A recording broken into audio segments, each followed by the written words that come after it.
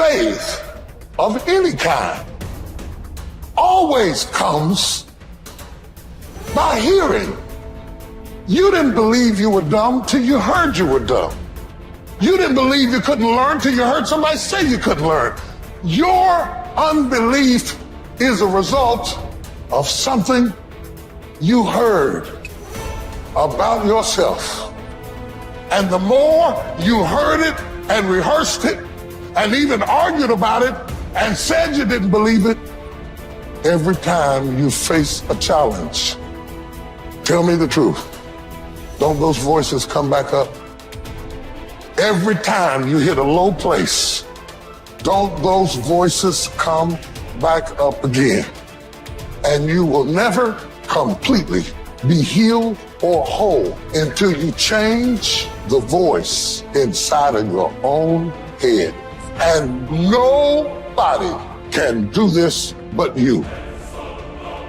You've got to make some conscious effort to begin to work to develop you. Start listening to tapes on a daily basis to begin to recondition your mind, to retrain your thinking. Listen to things that can empower you, that can enable you to create a new reality for yourself and a new life for yourself. You might appear to be strange around most people. Don't expect it to make sense to anybody why you've got to do this, why you have got to go. Why? I don't understand. You don't have to. I'm going for me.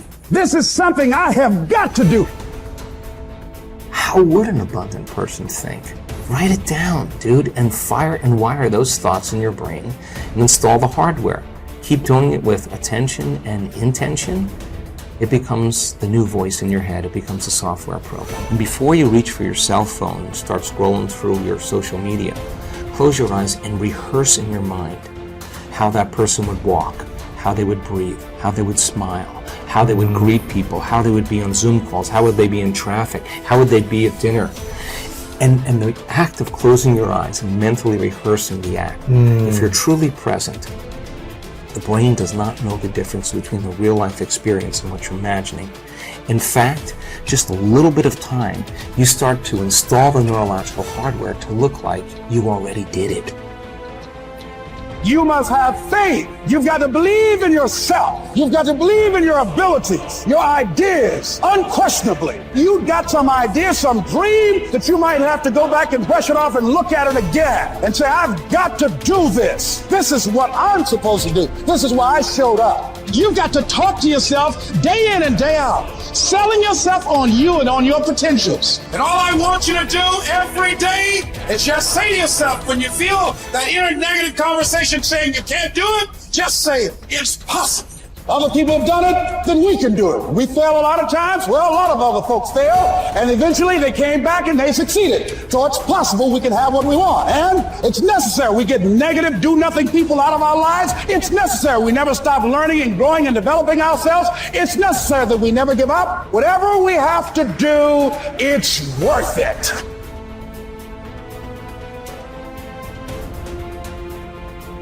You have power over your mind, not outside events. Realize this and you will find strength. When you arise in the morning, think of what a privilege it is to be alive, to think, to enjoy, to love. The soul of a man harms itself, first and foremost, when it becomes, as far as it can, a separate growth, a sort of tumor on the universe.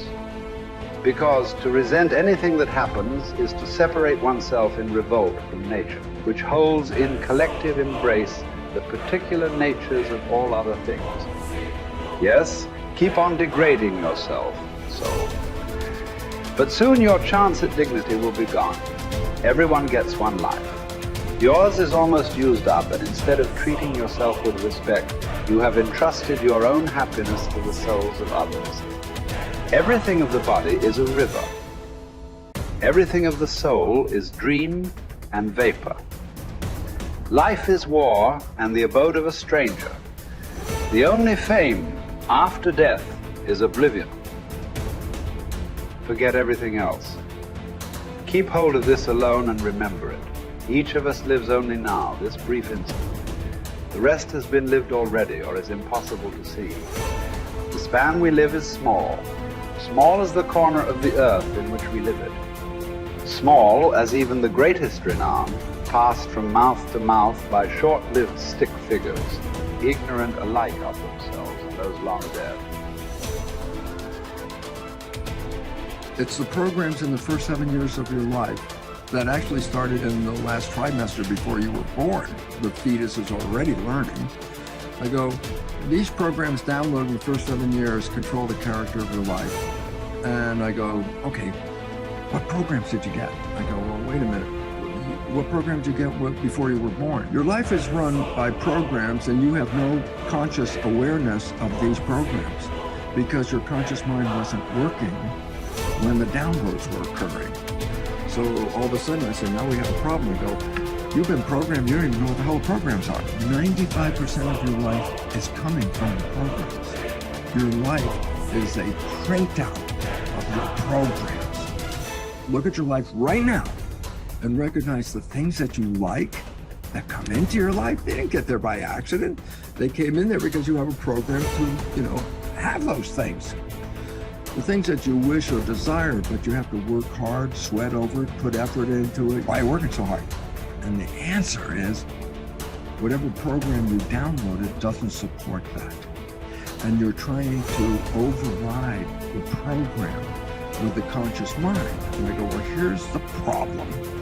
The conscious mind only working 5%, the program 95%. That's one problem right there, mathematically. That's a problem. Let me give you another mathematical. The subconscious is 1,000,000 times more powerfully computed than the conscious mind. So I say, now do the math. How effective is your conscious mind at overriding the subconscious? I say it works 5% of the time with a miniature computer. And I go, wow, that's your problem. I go, the only way you can override the program is not play the program, and that's when we said stay mindful. And then we then said, well, that's going to be difficult because we have to think. So there's only one way out. Reprogram the subconscious mind.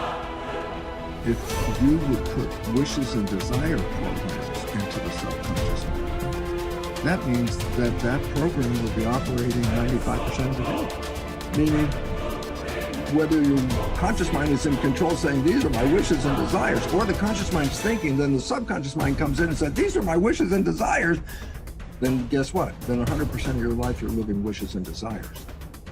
And therefore, all of a sudden, then the work has to come back to each of us as individuals. Each of us got programmed. Each of us is manifesting that program. We give up our power in many of the programs.